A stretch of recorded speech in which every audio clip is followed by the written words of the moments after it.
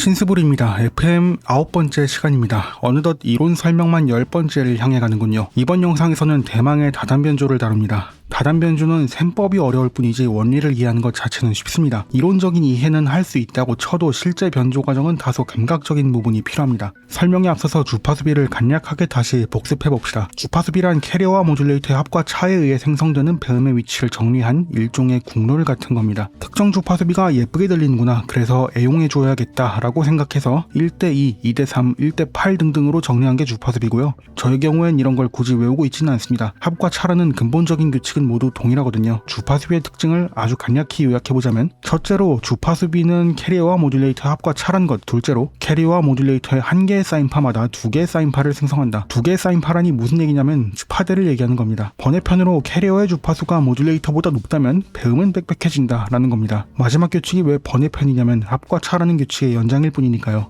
방금 합과 차라는 말로 설명드렸죠. 제 영상을 열심히 보고 계시는 분들이라면 이 공식 자체는 RM과 완전히 동일하다는 점도 진작에 아셨을 겁니다. 링 모듈레이션으로 생성되는 주파수 역시 캐리어와 모듈레이터 합과 차죠. 그럼 이것이 FM과 무슨 차이가 있는지도 또 한번 짚어봅시다. 링 모듈레이션은 합과 차에 해당하는 주파수를 생성하고요. FM은 변주량에 따라 측파대가 더 늘어납니다. 측파대가 늘어난다고 해도 규칙은 같은데 자세한 설명은 FM 3편을 보고 오시면 됩니다. RM과 FM의 공식이 같다는 건 중요한 단서죠. 이번 영상에선 RM으로 다단변조를 설명하겠습니다. 왜냐면 4단변조만 해도 제 입장에선 이 수많은 측파대 선 중에서 원하는 것만 콕 집어서 설명해드리는 게 쉽지가 않거든요. 그래서 FM과 공식이 같은 RM으로 다단변조에서 측파대를 간단하게 따져보겠습니다. 높아심에 말씀드리자면 FM과 RM의 공식이 같다는 것은 단순히 측파대 위치를 추측할 때만 같다는 것이지, 측파대 볼륨까지 계산할 수 있는 FM의 구체적인 공식까지 얘기해보자면 FM과 RM의 공식은 엄연히 다릅니다. FM의 경우엔 베셀 함수까지 사용해야 측파대와 볼륨을 함께 예측할 수 있습니다. 하지만 제 채널에선 여러분과 저 모두에게 다행스럽게도 제가 수학을 못해서 베셀 함수는 해설을 못합니다. 자, 그럼 다단변조의 측파대를 따져봅시다. 1번과 2번은 100Hz입니다. 이 상태에서 링 모듈레이션을 하면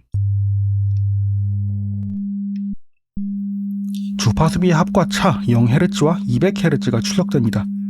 제 채널을 순서대로 봐오신 분들이라면 당연히 아실 거고요. 자, 이번엔 3번은 200Hz입니다. 3번으로 2번을 링 모듈레이션 하면 200Hz와 200Hz의 합과 차 0Hz와 400Hz가 출력되는 줄 알았지만 놀랍게도 이전에 출력되었던 0Hz도 계산에 포함됩니다.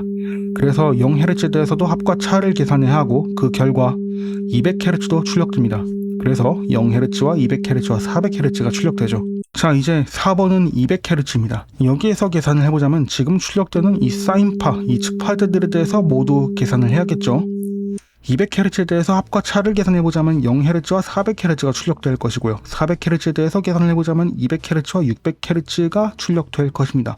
그래서 0, 200, 400, 600Hz라는 4개의 사인파가 출력되겠죠. 0Hz를 사인파라고 부를 수는 없겠지만 말이죠. 자, 이제 여기에서 또 계산을 하려면 골 깨집니다. 저는 설명을 포기하고 싶지만 한 번 더 오퍼레이터를 끼얹어 봅시다. 5번도 200Hz입니다. 계산을 해보자면 그냥 화면에 써드릴게요. 네, 계산 결과 0, 200, 400, 600Hz가 출력됩니다. 근데 이 0Hz에 대해서는 저도 확실치가 않은데 이것을 실질적인 에너지라고 봐야 할지 그저 잡음이라고 봐야 할지는 모르겠습니다. 왜냐면 오버샘플링하면 다 없어지거든요.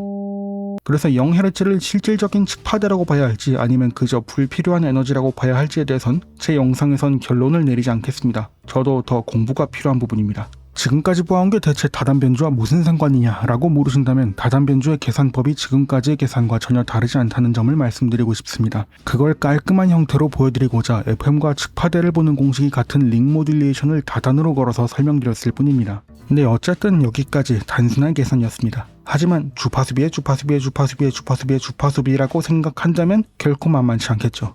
이걸 RM으로 보여드린 이유가 있습니다. 똑같은 주파수비를 유지하면서 FM으로 해보면 말이죠. 보시다시피 여기에서 어떤 게 어떤 과정에서 나온 거다라고 콕 집어드리는 게 설명하는 입장에서도 정말 어렵습니다.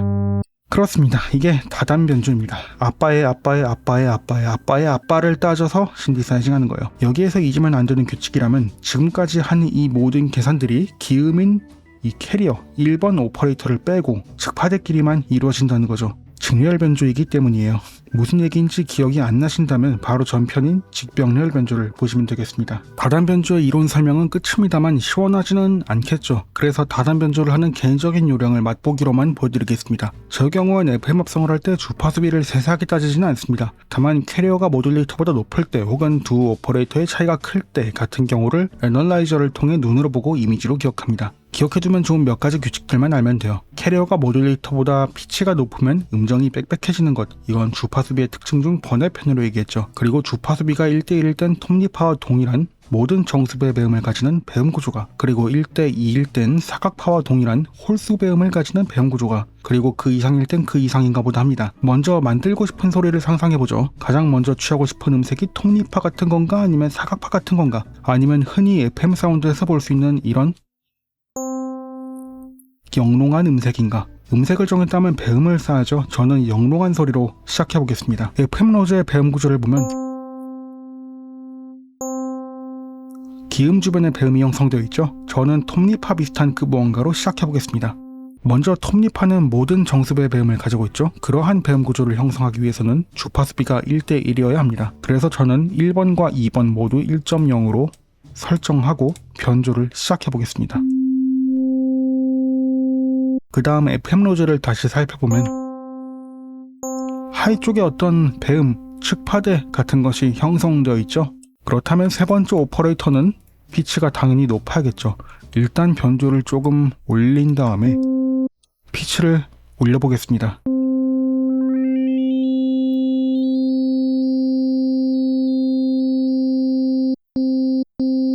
제가 보기엔 이 정도면 괜찮을 것 같습니다.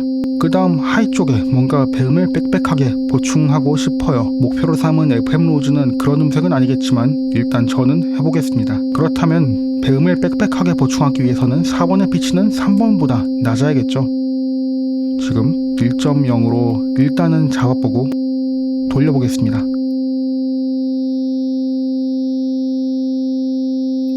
4번의 피치가 낮다면 지금 들으시다시피 그리고 눈으로 보시다시피 빽빽한 배음이 형성되지만 피치를 높인다면 점차 모양이 변합니다. 그리고 이렇게 변하는 이유에 대해서는 우리는 이미 충분히 배웠습니다. 하지만 예시를 들기에는 이전의 주파수비가 편하니까 다시 이전으로 되돌리죠. 여기에서 다른 선택을 할 수도 있습니다. 4번이 2번을 병렬 변조해서 2번으로 만들어진 측파대와 3번으로 만들어진 측파대 모두를 보충할 수 있겠죠.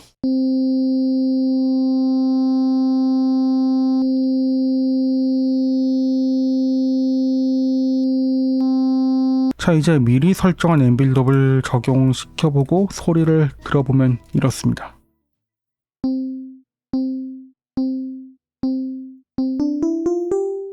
그리고 혹시나 몰라서 하나하나 해제해서 음색을 다시 분해해 볼게요.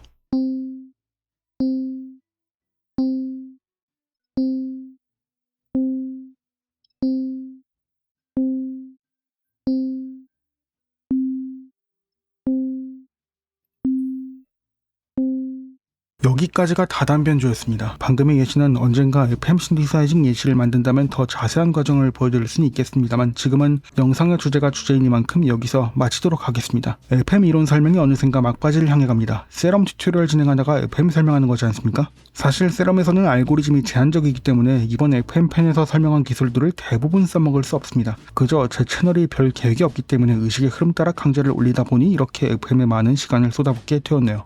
하지만 개인적인 조금 다른 얘기를 해보자면 FM 신디사이징을 실질적으로 어떻게 사용할 수 있는지에 대한 얘기를 국내 온라인상에서는 거의 찾을 수 없습니다. FM 강좌를 시작하면서 말씀드렸던 PM에 관한 얘기는 그중 하나일 뿐이고요. 알고 있는 분들은 다 알고 있는 건데 정작 그 자료를 찾고자 한다면 없죠. 아니면 꽁꽁 숨겨져 있습니다. 주제에 따라 차이는 있습니다만 강좌를 시작하기 전에 많게는 수주 동안 관련 자료를 찾아보는 경우도 있습니다. 근데 있어야 할 정보가 없는 경우가 생각보다 많습니다. 개인적으로는 이 신디사이징이라는 주제가 특히 그런 것 같습니다. FM 신디사이징의 실질적인 사용법을 설명하는 것은 더욱 그럴 겁니다. 세럼 강좌가 3000%로 빠진 배경입니다. 다음 영상에서 뵙죠. 신스브루였습니다.